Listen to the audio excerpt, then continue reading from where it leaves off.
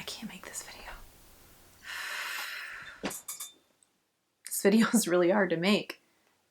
It's really hard to talk about when you are trying to show the world that you've got your crap together. It's not easy dealing with depression. And it's not easy talking about it when you have it, but you aren't alone, and we're going to power through because I want you to know that I am there with you.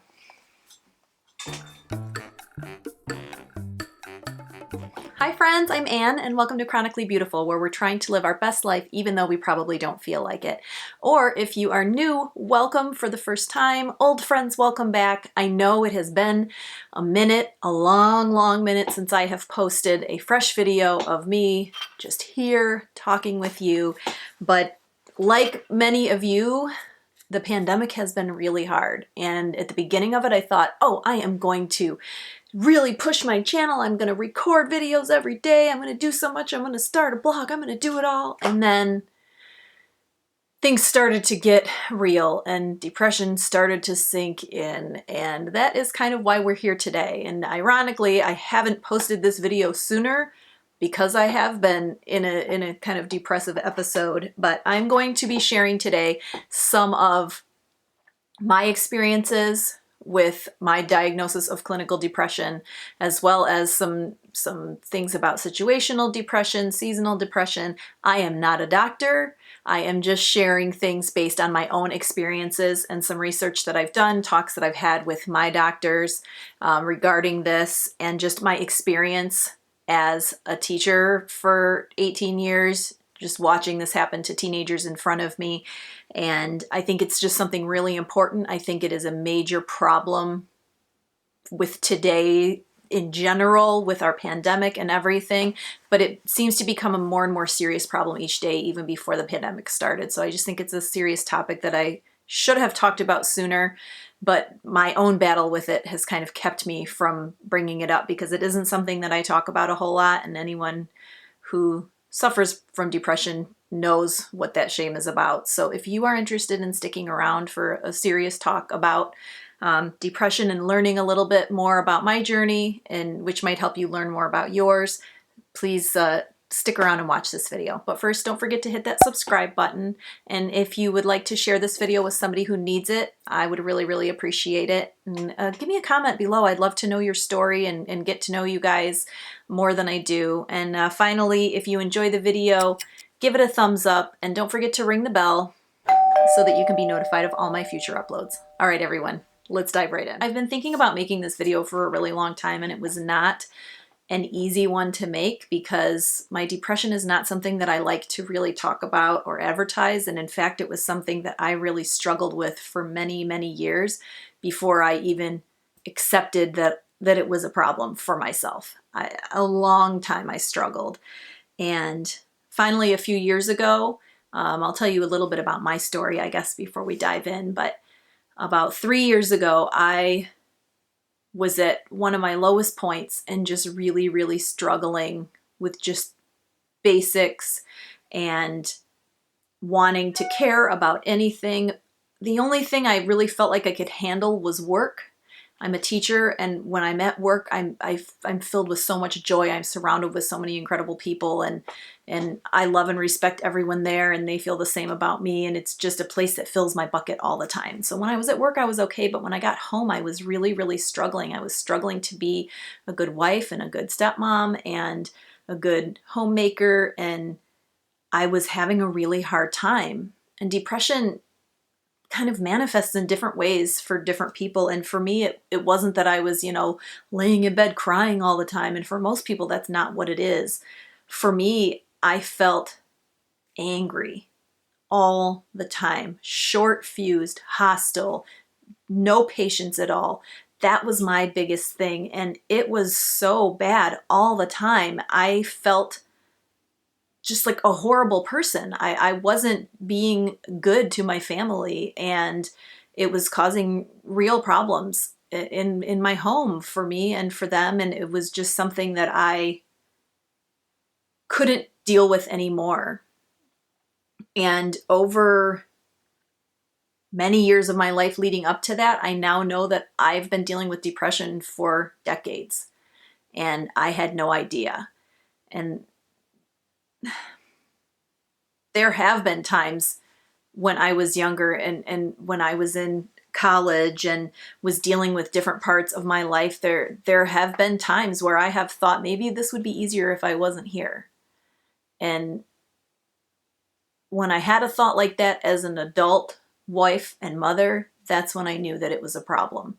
I couldn't think that way when I had a family to take care of. And it's really hard for me to say that I've been going through that, but I was. And it's important that anyone else who's feeling that way understand that it is okay. And I realize now that this is common. I know multiple people who are dealing with real depression, and I'm not alone, and I don't have to feel embarrassed or ashamed to talk about it. And that's one of the reasons that I wanted to do this video, because I want you to know that too. Let's talk more about some symptoms of depression. Some of the things that I was dealing with that finally led me to seek help. First of all, as I said before, I was feeling really angry and just hostile for no reason all the time. Everything was making me mad. I was blowing my fuse constantly about the stupidest things. And that led to me just feeling stressed out all the time. I was feeling anxious, major anxiety all the time, which was leading to constant headaches, constant stomach aches. I wasn't getting good sleep. I wasn't eating well. I either would eat not enough or just nothing but junk. I would eat to feel better if I was feeling down. It was just a lot was happening. And I just finally thought to myself, you know, I can't do this alone. So I talked a little bit about some of my symptoms being kind of hostility and anger, having a short fuse, little patience about things. I'm going to talk a bit about some more symptoms. I'm going to read from my list here so I don't leave anything out. But there are lots and lots of different symptoms of depression. It manifests differently in everybody. Obviously, sadness and this just kind of underlying feeling of sadness all the time. Anger, irritability, frustration, lack of patience for small things, sweating the small stuff all the time. That's big for me. Loss of pleasure in activities that you used to love. That's a big one for me too. I'm sitting in this craft room, and there were many years when the only time I used it was just to sit here and talk to you. I just got back into crafting this year because I just didn't care to do it. I had no interest. You're sleeping too much or too little. I typically am never in a position where I'm sleeping too much, but it definitely affects my sleep at night. I suffer from a fair amount of insomnia, or not being able to fall asleep, or waking up and not being able to fall back asleep. Fatigue, and not being tired, but just the general feeling that everything is too much. The thought of leaving your bedroom is too much. The thought of getting up out of your bed is too much. I mean, there are people that are not getting out of their beds because they are so deep in depression, and that's reality. And then there are people like me who are functional and are much, much luckier. This is real, folks. I mean, there are people that can't get out of their beds right now. That's how real depression is. Weight change. You may be gaining a bunch of weight. You may be losing weight. For me, it started with losing weight and then turned into gaining weight, and I just kind of bop back and forth with the same 10 pounds depending on how I'm feeling. You may change the way that you eat. Maybe you're not hungry at all, or you're eating all the time, or you're not interested in eating good, healthy foods. Anxiety, restlessness, agitation. Those are all ones that are really common for me as well. Slowed thinking and slowed movements, like a brain fog situation, that is another one that hits me pretty hard. It's also a side effect of, or a symptom of, Hashimoto's disease. So brain fog just checks all the boxes for me. Body aches and physical symptoms, like I mentioned, for me, I'm always having stomach aches and headaches. One of the first places that stress and depression show up for me is in my stomach. I mean, I know when I am struggling with something because I will have just nausea for days. Avoiding social situations or ignoring calls and texts from good friends, not wanting to spend time with your family. I mean, those are all major symptoms of depression that you might not even know are happening. You might not even realize you're doing it. And finally, the most important one is thoughts of self-harm. And for me, that was the one that finally made me realize that I needed to go and get help from someone bigger than me, that I needed to see a doctor, because I have a family and that's not a position I can be in. And when those thoughts reach you, it's really scary. And you don't really know what to do, and you can't believe it's happening, and you're ashamed for having those thoughts, but you can't help it because your brain is just doing it. And as hard as you try, it's very, very difficult to get out from under them. So what causes all of this? Well, there are several different types of depression. There's major depression, clinical depression, which is what I suffer from. There's situational depression, seasonal affective disorder, which a lot of people suffer from at this time of the year because it's pitch black out right now at 5 p.m. And that makes it really hard for people to cope, and the days are so short and they're getting less sunlight, less vitamin D. The situational depression that I mentioned, that could happen from losing a loved one, losing a job, going through a divorce, your parents going through a divorce, moving, retiring even, getting married, which should be a joyful time, but it's such a major change, changing jobs. Any of these major life events could be serious triggers of situational depression. And if not handled properly, could turn into major depression down the road. So that's one of the reasons I wanted to make this video for so many people that are dealing with situational depression right now, because guess what? Being in a pandemic for 10 months could be a huge trigger. Being in quarantine and away from your people for almost a year is a huge trigger. So many people are in a situational depression situation right now. And I wanted to make this video to reach out, especially to those people, so that you can know someone is on your side and maybe get some help before it goes too far. So what actually happens that causes you to feel sad and not be able to deal with these difficult situations? Now, I am not a doctor. I am not an expert. I'll say that over and over again. But I did do a little bit of research and have done quite a bit of research over the years, just because I always do that with all of my illnesses and such. A lot of people that suffer from chronic illness do that. It's just one of our coping mechanisms. But some people say that in the hippocampus, which is, one of the parts of your brain that deals with long-term memory, brain cells produce neurotransmitters like serotonin, for example, that keep things working properly. And depression happens when the neurotransmitters are not created as much. And if the hippocampus is smaller, some scientists say it cannot produce as many of those neurotransmitters, which means basically that your brain is not firing on all cylinders, as it were, and it's not creating all of the chemicals that it needs for you to have your thoughts run smoothly. It's science.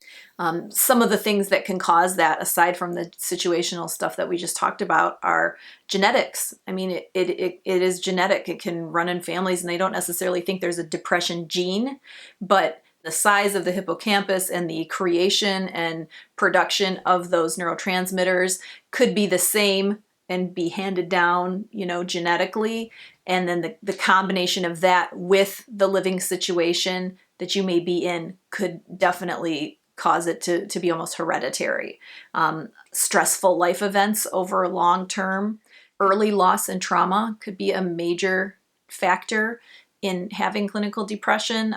That's one of the things on my list. I've not talked about it a lot on my channel, but I am the daughter of a substance abuser, former substance abuser. So that caused a lot of issues in my life.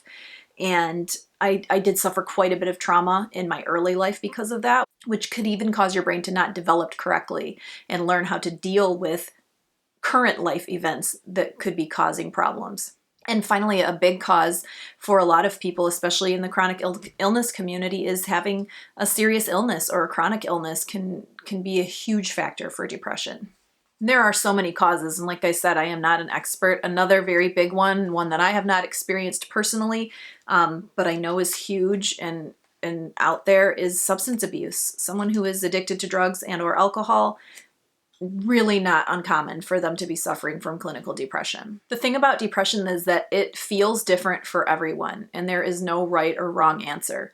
For me, I get angry and I withdraw. I don't want to be around anybody. I don't want to talk to anybody. My friends, my good friends and family know when something's up if they haven't heard from me for a while. It means that I'm having an episode and I am really struggling.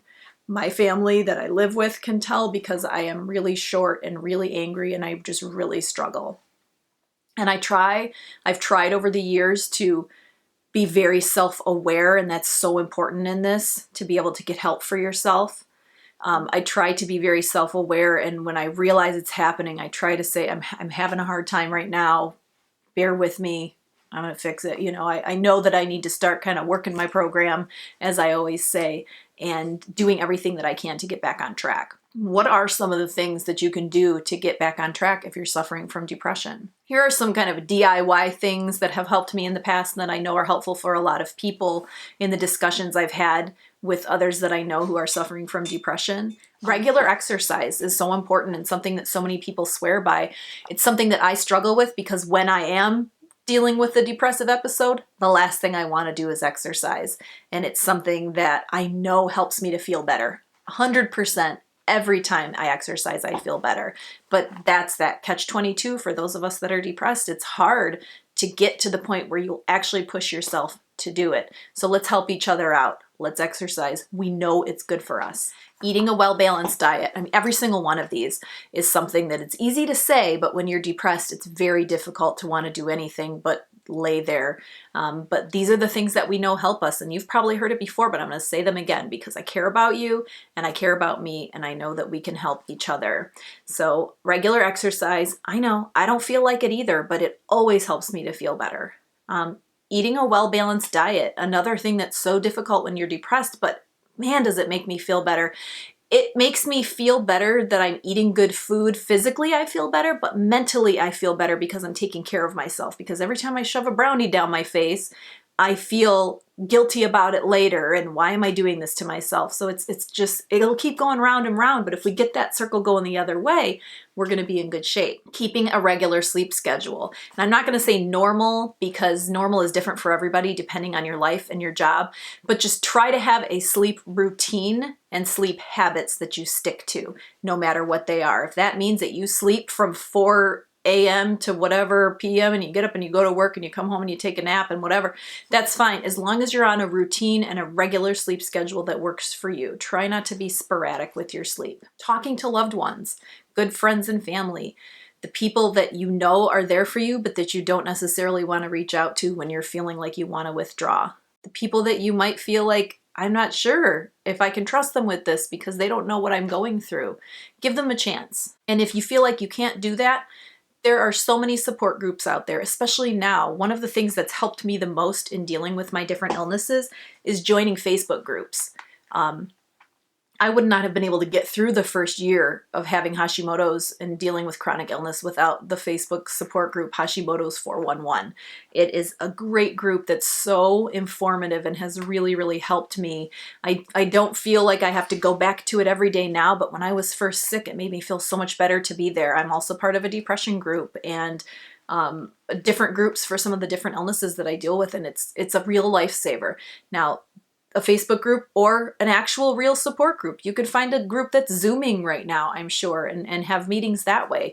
If you don't feel like you have people who are close to you in your life, I promise you there are friends out there that you don't even know you have yet that care about you and want to help you. Something else on your own that might help is going to church, having faith, joining a small group at your church, even just reading your Bible or praying. Those are things that have always been really helpful for me. In my lowest times, I often know, you know what, I need some church. Even just the act of singing in church with others for me is so therapeutic and wonderful. No matter what your religion or belief system, having faith in something bigger than you often can be a real help in times like this. And finally, we're going to talk about when this thing gets too big for you. And that's when you need to go to therapy. If you are getting to a point where you feel so overwhelmed with the general idea of life that you can't function You feel like you can't go to work, you can't go to school, you feel like this is getting in the way of your relationship with your significant other, your kids, your parents, your family, your closest people to you, that's when you need to go get help. If you feel like you want to harm yourself, you need to go and get help. This is bigger than you and it's gotten out of control and it's not your fault, but you need to go get help. Going to therapy is a huge decision and it's often a really, really difficult decision for a lot of people, myself included. I have been to therapy on and off since I was in college, even in high school. I ended up going to a couple of appointments that my mom made me go to because I was struggling. And in retrospect, when I look back to those times, each time that I attended therapy or counseling and had someone help me through the roughest times of my life, it has always been a benefit to me. Right now, I have an absolutely amazing doctor who is just wonderful, who really gets me and really holds me accountable. And I'm not in a place that I need to go every week or even every 2 weeks right now, but I know that he's there if I need him. And there have been plenty of times in my adult life, in recent years especially, where I have gone every week and really needed that. It was my lifeline. And that doctor, he's a therapist, was able to kind of guide me to making the decision to take medication for my depression.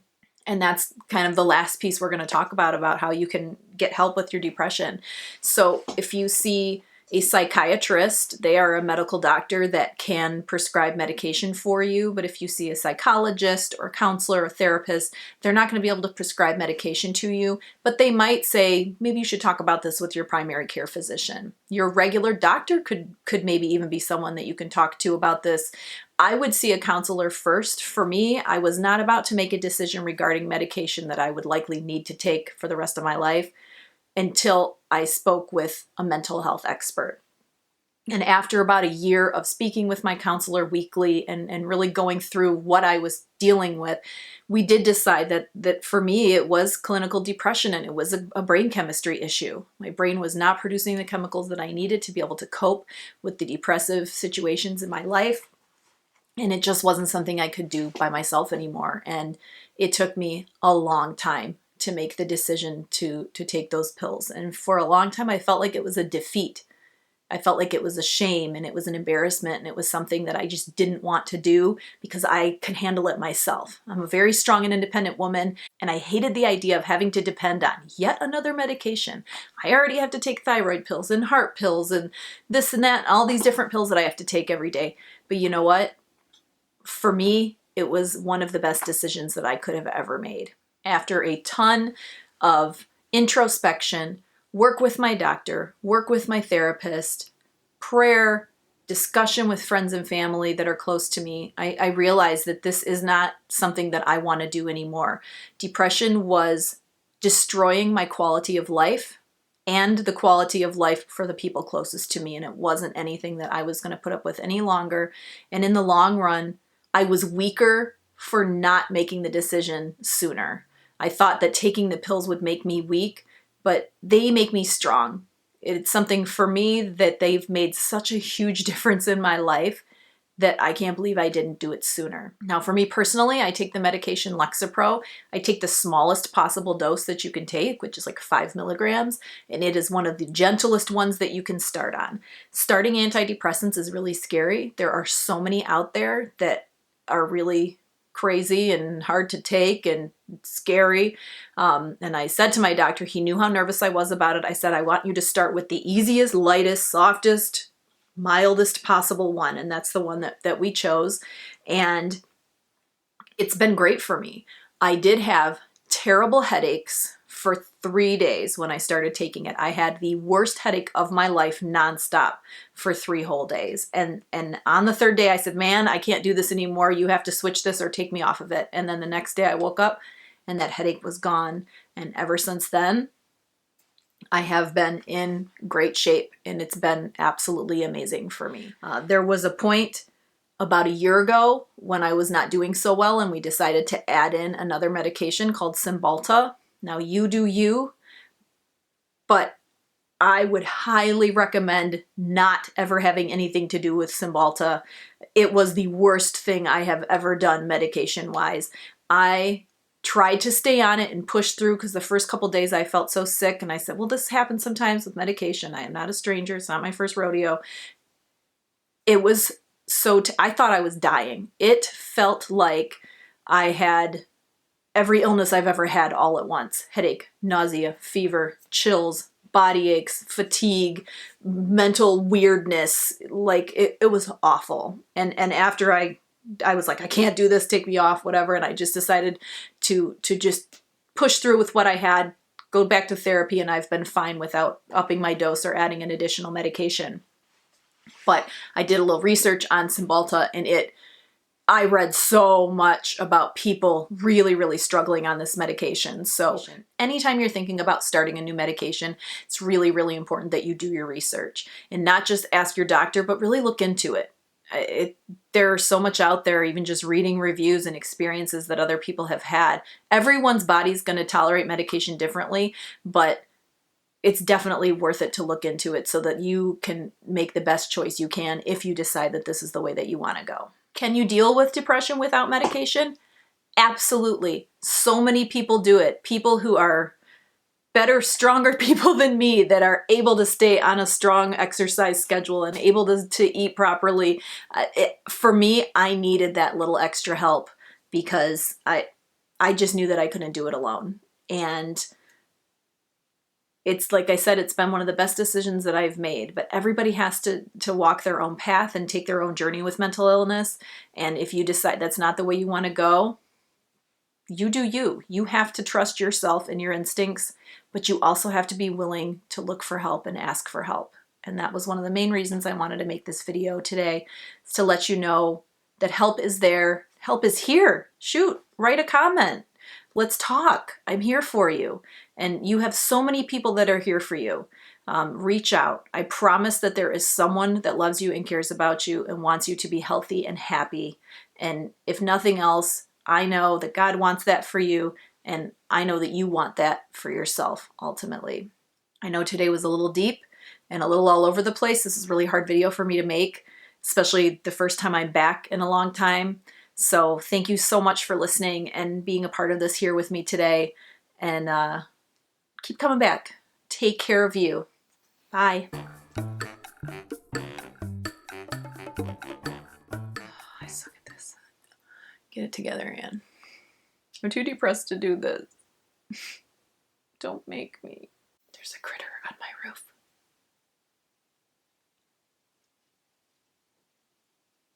God, I hope it's on my roof and not like under my floorboards.